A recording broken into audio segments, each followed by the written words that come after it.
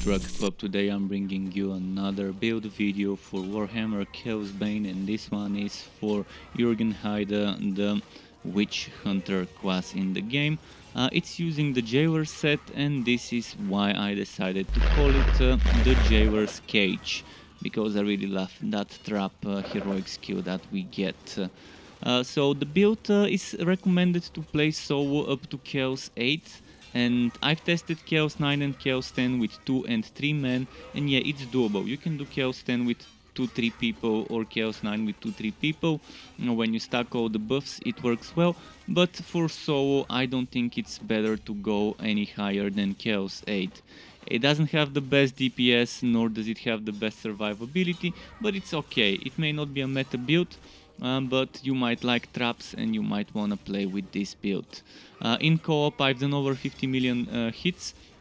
Solo with my current setup, where I'm not focusing on damage, rather on cooldown, I've done 25 million. I can do over 36-37 million with the alternative setup on the god skills, which would be on my website, and also in the god skill segment at the end I would show you that version. So I hope you enjoyed. It's definitely not the best build, but if you want to play a build with this set, that's one way to do it. If you have better ways to do it, feel free to share it in the comments below. In general, running around and mobbing is where this build is better, where you have to fight certain things solo. If they're not like big bosses, it might take a while, because the more enemies around you, the better it is for you, the more cooldowns you get, the more damage and so on. So here's for example on Chaos 8 a boss fight on an upgraded relic hunt. You can see in some cases with other heroes this one would have died by now. But it's taking a little bit slower, and I'm focusing on surviving rather than dealing damage. It kind of worked. I didn't die on this fight, and it's pretty fine.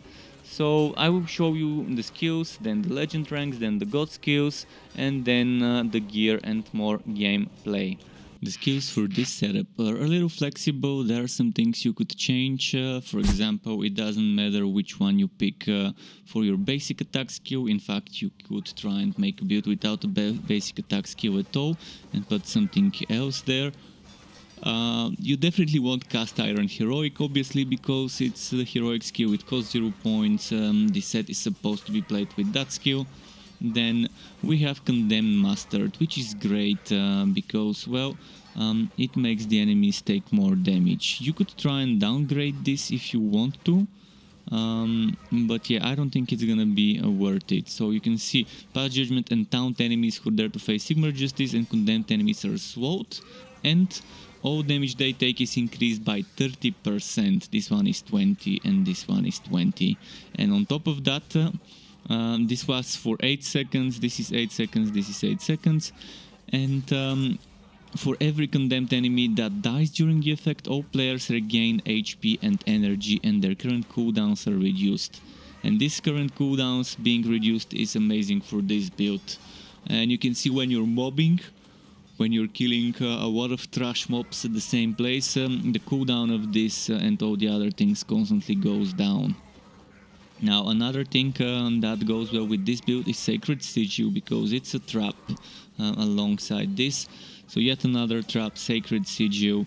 It's a god skill, so it doesn't get affected by things that trigger when using skills with cooldown, even though it's a god skill with cooldown.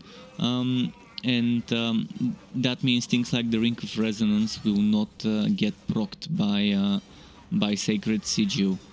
And it's good. Sacred Sigil makes the enemies take an additional 50%, so that means 30 and 50%, that's 80% additional damage the enemies would take for 8 and 6 seconds after getting hit by Condemned and Sacred Sigil. My suggestion is use Condemned first, then use Sacred Sigil. This one was for longer, and this one would boost the damage of this one, and this actually does damage, whereas this one doesn't. So my advice is always use Condemned before Sacred Sigil. This one also gives you energy. So successful attacks against those enemies would grant you energy. And then we move on to extirpate, and you've probably noticed that I'm not using the physical version of extirpate. I used to use the physical version of extirpate, but then I decided, well, this one seems better, because first it burns the enemies, and every dot proc can proc some other things such as healing and things like that, such as life drain, and it deals in its path in melee stance damage, or fires off a volley of lead in range stance, leaves a trail of fire in its wake, and creates a wave of fire and an icon of Sigmar at the end of the row. And the reason why I took this is mostly the icon of Sigmar. Speaking of icons of Sigmar, we're moving on to the next skill, which is Martyr Superior.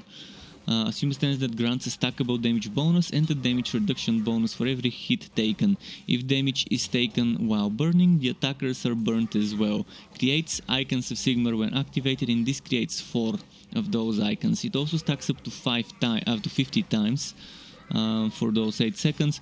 As long as you're taking hits, Martyr Superior would give you 50 times 1.2 damage.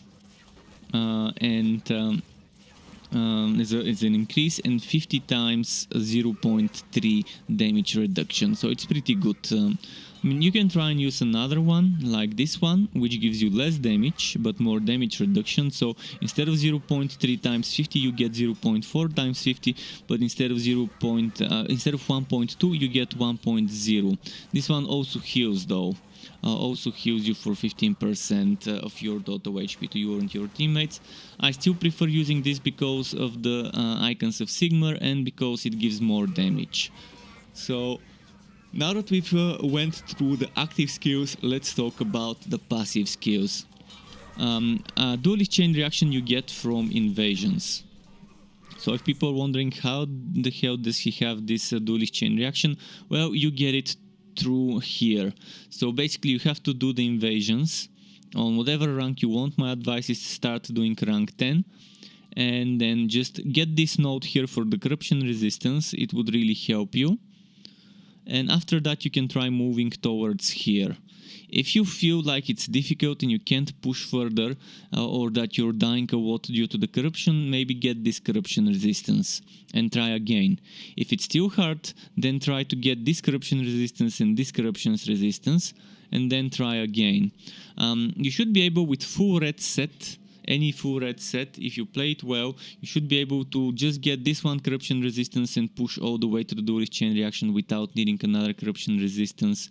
But if you do need it, you can get some more.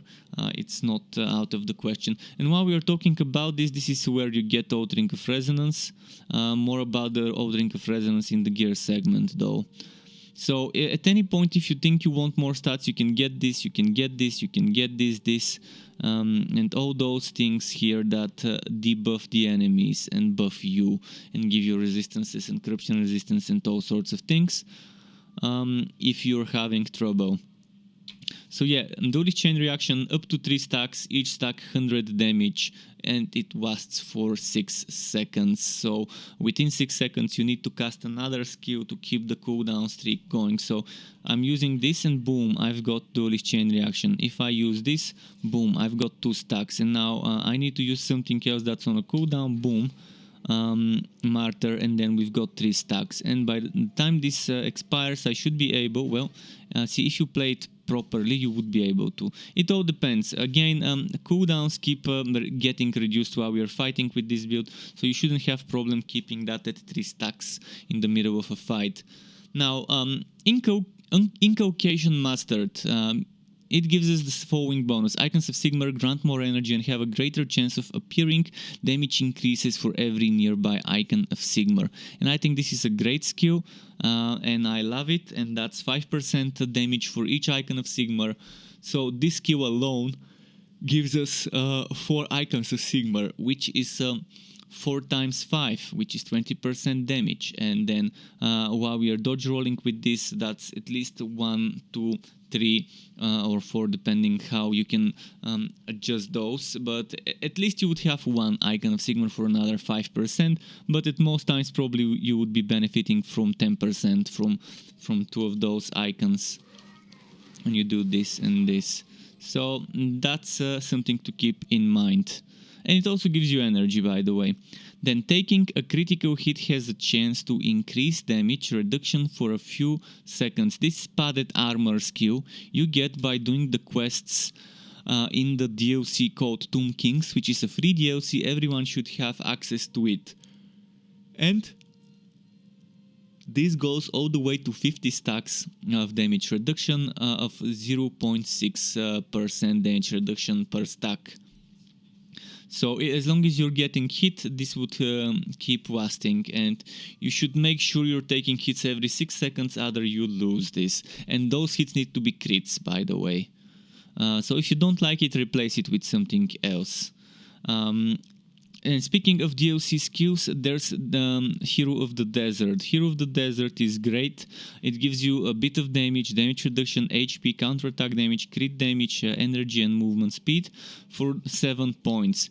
This one, not everyone would have it. If you don't have the Tomb Kings DLC, then you won't have Hero of the Desert. Hero of the Desert you get by doing this DLC I'm into. And I think around the middle of the campaign, or maybe two-thirds into the campaign, you would unlock this skill by just doing the Tomb Kings story. And then we move on to Hunter's Focus Mastered. Hunter's Focus Mastered is something nice. I really love it. It helps me have extra 20% cooldown reduction while I stay in melee stance. And I mostly stay in the melee stance because I like that extra cooldown.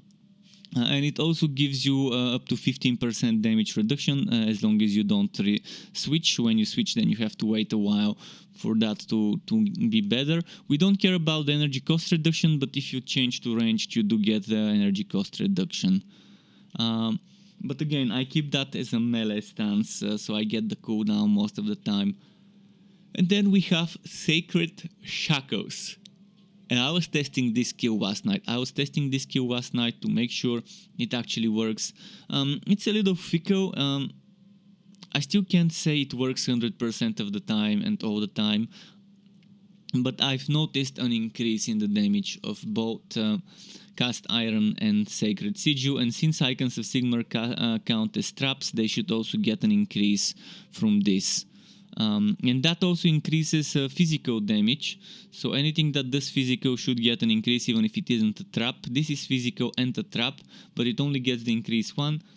This is physical and a trap, and it only gets the increase 1.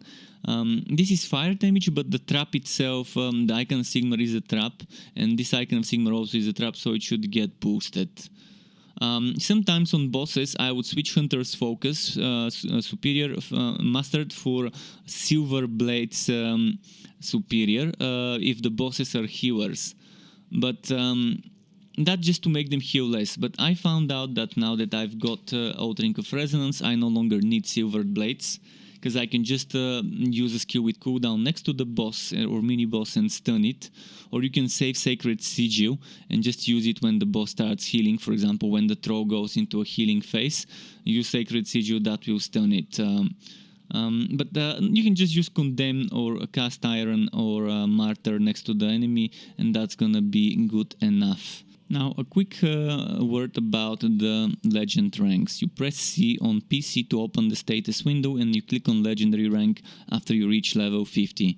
And there's 6, and out of those 6 I'm using 4. Ideally, the higher your rank, the more you can get, obviously. I think the highest priority would be legendary reinforcement. If you're a new player and you don't have much ranks, maybe you have like 200 ranks, you probably would want to max out legendary reinforcement, and after you've maxed out legendary reinforcement, if you think you need more survivability, my suggestion is legendary crushing. Legendary crushing is not bad, but I would actually prefer legendary endurance, Because see, this one is damaged enemies have a chance to deal less damage for a few seconds, whereas this one is damaging an enemy has a chance to reduce damage taken for a few seconds. This applies the debuff on you, this applies a buff on you, this applies a debuff on the enemies. So you need to make sure you've hit an enemy to apply this, whereas with this one you need to make sure that you've hit any enemy, regardless of whether it's the one hitting you or not. As long as you've hit any enemy, you would get this. So legendary reinforcement priority number 1. If you need more survivability, endurance priority number 2. If you need more damage, punishment is priority number 2. And legendary crushing would be priority number 3 if you need survivability, or 4 if you don't need survivability as much. Legendary healing is not bad, but it's not that great for such a build, because you're only going to be using energy with extirpate. I think the way it works is the more energy you consume normally, the more it heals. But maybe since it's the healing one, not the it doesn't work like the mage, so maybe it just heals. It's a chance though. It's still a chance. So I would suggest, if you don't need that healing, just go for rage. If you're, for example, over 800 ranks, and you have 100 here, 100 here, 100 here, 100 here, 100 in those two, and 100 in those two, and you just have no idea where to put the points, I would suggest legendary rage might be the better choice then. So that's it for the legendary ranks. Next on, I guess we can move on to the god skills. And here we are at the god skills segment, where I'm gonna tell you about how I spent those points. So you can see it's kind of a it's not a standard allocation. I've actually gone for maximum cooldown reduction, which is 40% cooldown reduction, 60% crit damage, 15% damage, 54% maximum HP, 16% armor, 6 cost reduction, and 8% champion damage reduction. Keep in mind, I'm using the second god skill tree as well, and if you don't have the god skill god skills DLC, you won't be able to use the second god skill tree and have the same allocation as me. So you can see basically how I've done it. I've started from here, and I went all the way here for this 5% cooldown reduction, and then I've stopped, and then I've gone all the way here for some extra damages and crit damages and things like that on the way for extra DPS, and then I've taken this route here to get all the way to this cooldown reduction. And mind you, I can get more cooldown reduction. If I rework the skills, I can try and find a way to get more cooldown reduction. But is that going to be worth sacrificing all the damage? I think 40% cooldown reduction is more than enough from those skills. If someone wants more cooldown reduction, let me know and I can send you a setup with more. But with less DPS. And if you want a more DPS setup, I made another version where I'm not using those points here. And basically what you do is you just remove those points here for a DPS version, like that. And then you just do something like this. And then you even have 2 more points to maybe get this crit damage and damage, and that's your DPS version with 20% cooldown reduction, 200 crit damage and 31% damage, less HP. Instead of 54 it's 27, and we get some other things, more bonus damage to champions and some champion damage reduction and some armor piercing. So less armor, more damage, more crit damage, less cooldown reduction, less HP, and more damage to champions is this version. It's not a bad version. In fact, I'm gonna be using this version once I get more items with cooldown reduction, so I can afford sacrificing those 20%. So this would be the version for people who can get good cooldown reduction, better than 15%, from just the god skills and their items.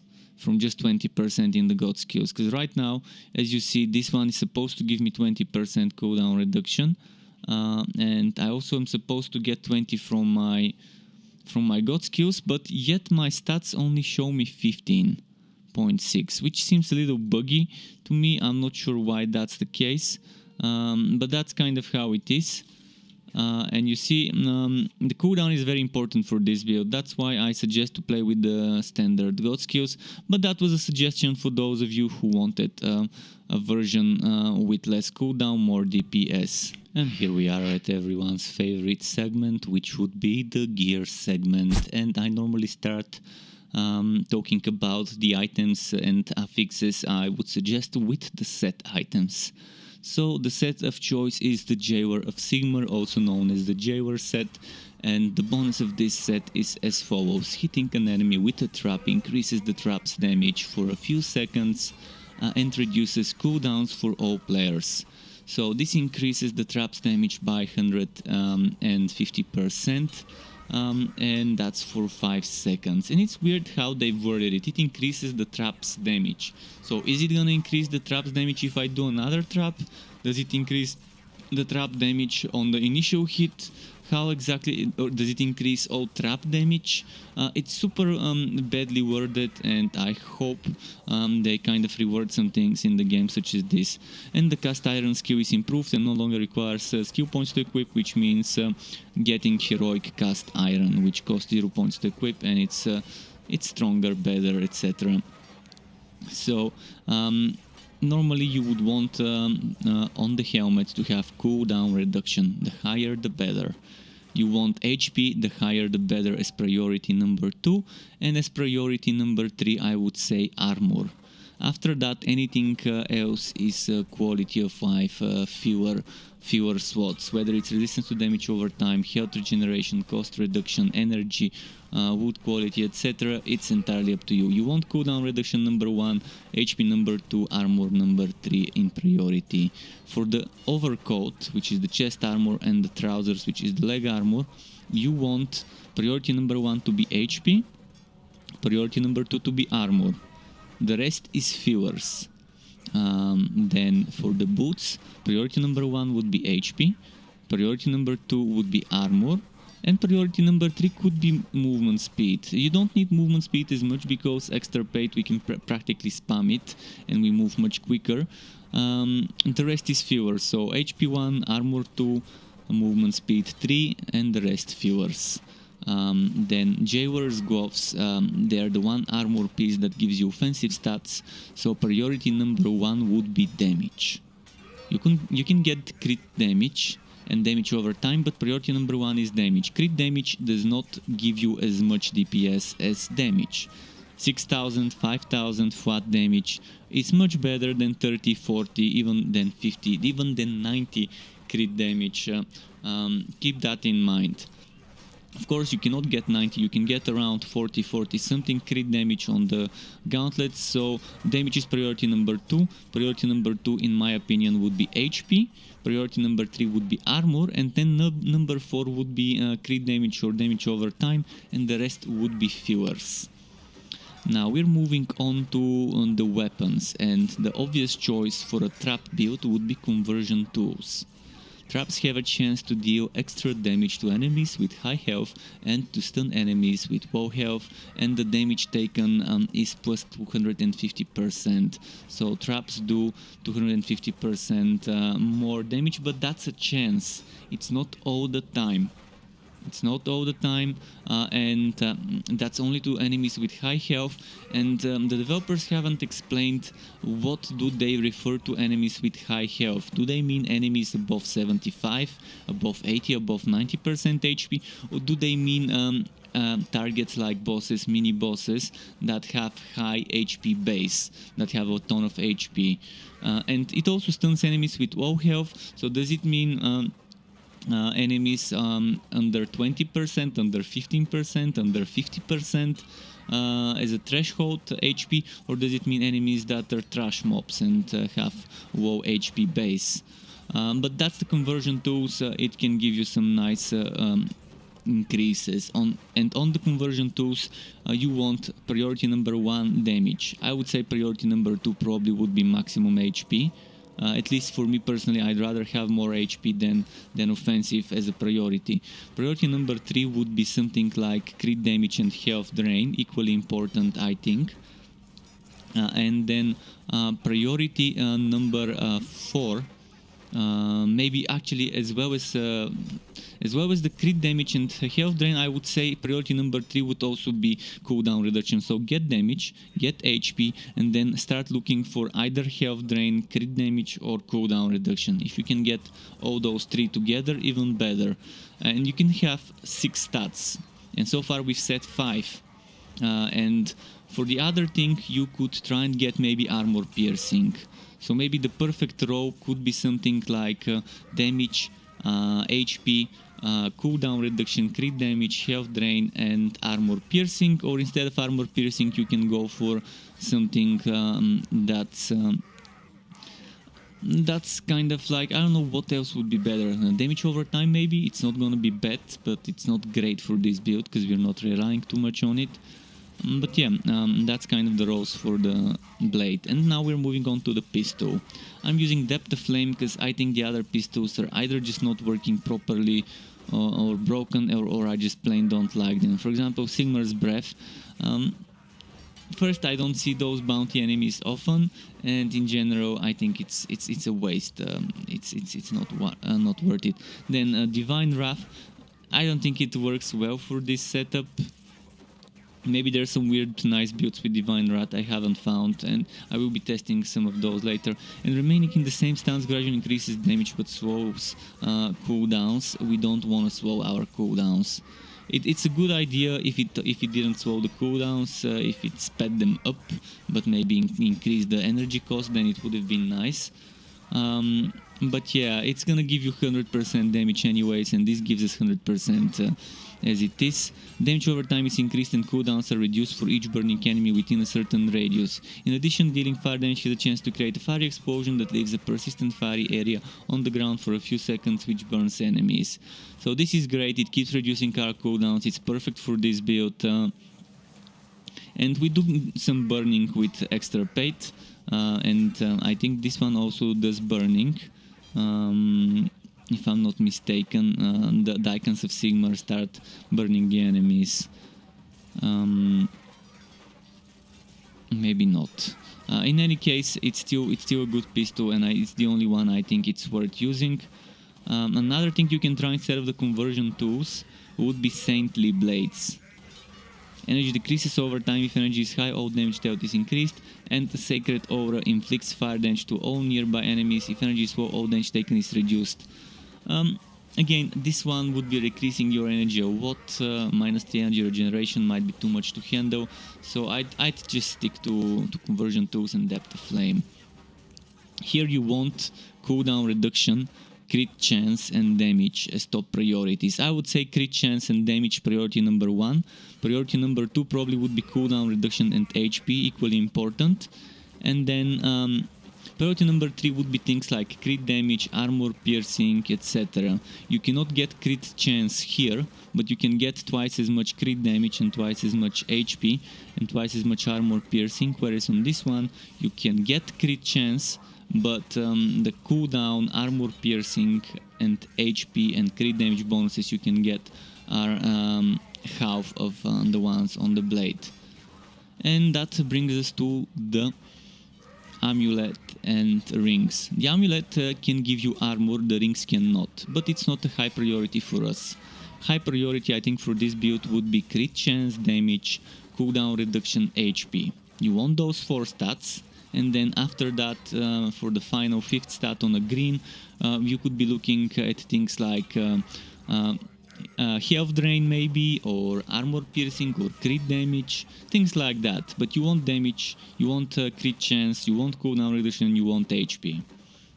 Health drain is probably the other stat I would prefer myself. On the rings you want the exact same things: crit chance, damage, HP, health drain, and cooldown reduction. This one is only missing the cooldown reduction, and it would have been perfect if it had it. This one has the crit chance, it has the damage, it has health drain, it doesn't have HP, it has cost reduction, and it doesn't have cooldown, it has crit damage. So if I could replace the crit damage and the cost reduction with HP and cooldown, I would be very happy with this one. And Ring of Resonance, I didn't mention in the skill segment how to get it, but let's talk about how to collect Rings of Resonance in a few seconds or in a minute. So first of all, you need to reach here, and in order to reach here you will need some corruption resistance. If 15 is not enough, if you're struggling, take this 15 here, take this 15 here and this 15 here. This means you get 60% corruption resistance, which means in nodes like this one, which is taking 10% of your HP per second, you would be reducing that 10% HP per second by 60%, meaning you would be taking 4% HP per second damage over time debuff. If you have health regeneration on your items and if you have health drain, you can negate this pretty easily. So there's ways to deal with it, but the easiest way is to just get some corruption resistance nodes and maybe get some other nodes that can help you, such as resistance to poison, reducing the HP of the enemies, reducing the damage of the enemies, the armor of the enemies, and things like that.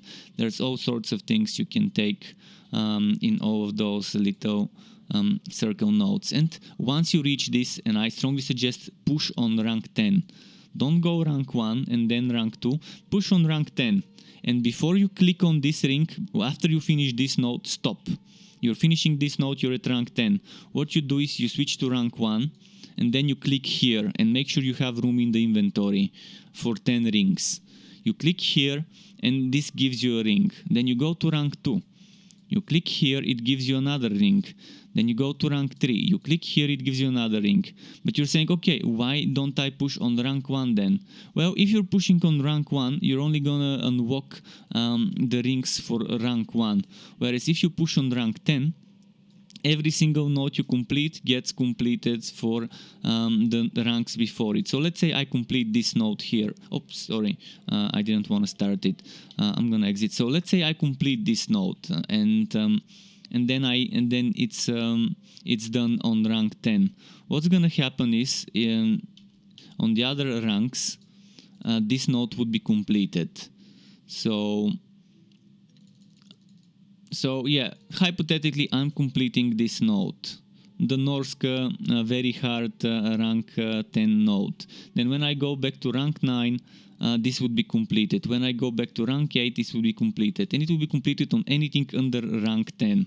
And that's why you're pushing on rank 10 or your highest rank, whichever that one is. And then when you're collecting things like the rings, you go back to the lowest non-collected one and start collecting then. I hope this is clear. It saves you from watching a video specifically about this, although prolonging the duration of that video, but hopefully it's clear how to get that ring of resonance. And another ring I would suggest would be a ring of resurgence. It increases your HP and healing. If you don't want resurgence, another good choice would be no, to keep healing you and giving you energy. Another one is fortitude, but you have to pick Bloodlust Orbs, so I wouldn't suggest this one as much. Another one would be retribution, to keep giving you cooldown. And then fortification reduces your damage, gives you damage reduction, and gives you extra HP. I don't think we're doing enough damage to afford such a ring, but it's an option. It's an option. Purple Signet is another ring you might want to consider if you want more damage. But again, you have to pick up orbs, but it also helps with cooldown, so it's not a bad option.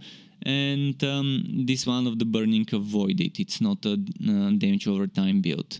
For the medal, you probably would want to use, which one was it? The one with the God Skill healing.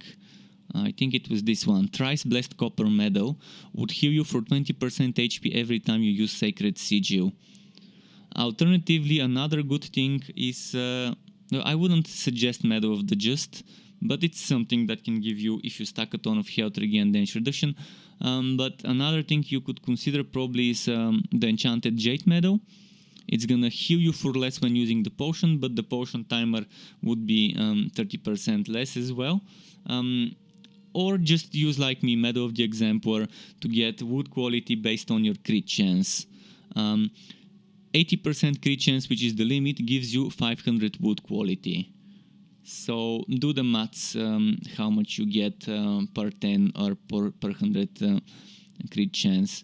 Another method that you might try is Sacred Fire. Hitting an enemy has a chance to reduce the current cooldown and grant energy, and that's probably the best one to use if you don't want survivability and healing from the Thrice Blessed Copper method. You just want cooldown reduction. If you don't want wood quality, just put a Sacred Fire medal there, but don't forget to get the stats I suggested. And I think we've covered everything we could cover in regards to gear. Let's talk about blessings. On the blessings, you want this combination.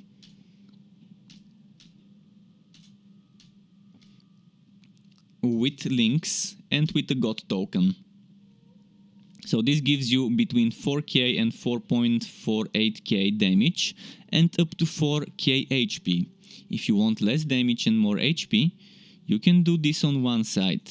And this gives you 2000 more HP, but it reduces the damage by 420. Is 420 a coincidence? I think not.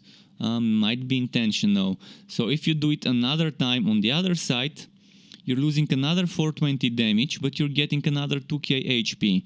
So you can get between 4k, 6k and 8k HP, but the damage goes between up to 3640 damage to 4480 damage. So 420 with each switch. So whether it's 4, 3 or 2 red, and 2, 3 or 4 green, it's up to you. I think if you just need damage, do this. If you think you need more HP, then just either do hybrid 3, 3 or 4 green. And that should be the blessings suggested. Now we can just move on to the gameplay segment where I show you more of the build in action and talk about how I rotate the skills and play the build. And here we are at the gameplay segment where I'm gonna show you myself playing more of the build in action, and talk about how I rotate the skills. In general, you wanna be moving a lot with extra pate.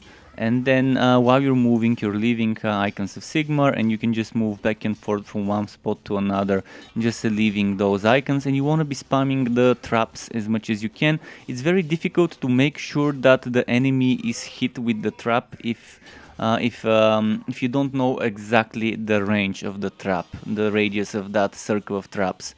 And yeah, try to get those enemies inside the traps, but if it's a static enemy, it might be a little bit more difficult if it's a ranged static enemy.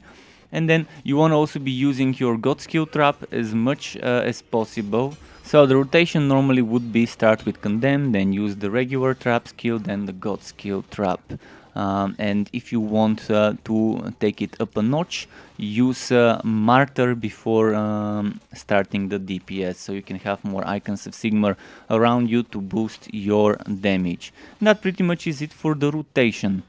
To get notified when I upload more content for this game or other games like this one, which would be wooters of all varieties, isometric, third-person ARPGs, wooter shooters and all sorts of wooters like that, you could subscribe to my channel and hit that bell button to not miss out on my content updates. And optionally, you can even join as a member of the Struck Club on YouTube as a channel member to get access to exclusive perks such as special emotes custom made by me, special badges custom made by me that represents how many months you have been a member for, as well as opt-in of editing tutorials that I can give for Photoshop, Adobe Premiere, as well as shoutouts and things like that. And I would like to use this part of the video to thank all my YouTube members and Twitch subscribers. Thank you for supporting the channel and keeping me going. Thank you also for watching this video, everyone. Keep it cool, Struck Club. Until next time, and goodbye.